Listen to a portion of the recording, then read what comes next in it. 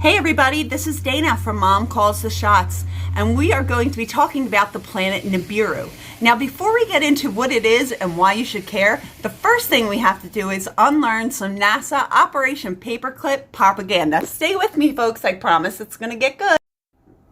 First of all, I'm sure you learned in school, like I did, that we had 9 or 8, depending on who you ask and when you went to school, planets orbiting our sun, and that our sun is essentially the end-all be-all of our solar system right now. Well, that's not entirely true.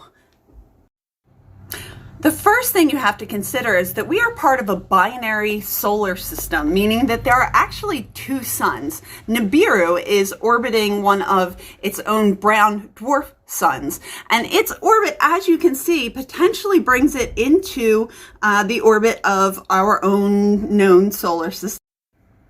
And before you go thinking that this is just the stuff of conspiracy theories, let me assure you that there are astrophysicists at UCLA that believe that Nibiru, or Planet X, is a real thing we have to grow concerned about over time.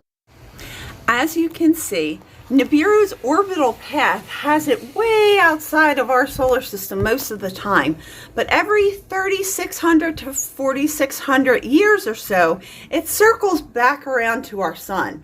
Now, we're not at a risk for an interplanetary collision or anything quite that dramatic. Nibiru, while out of our gravitational pull because it's following its own brown dwarf star most of the time, does interact with our planet when it begins to orbit our sun. This happens every 3,600 to 4,600 years, depending on which expert you ask.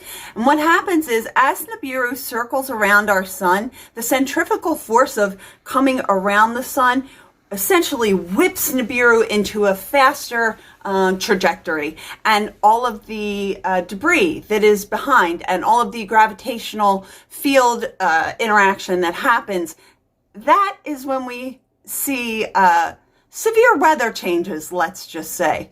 Some have actually taken the path of Nibiru and taken it all the way back to some of the most deadly weather events in history.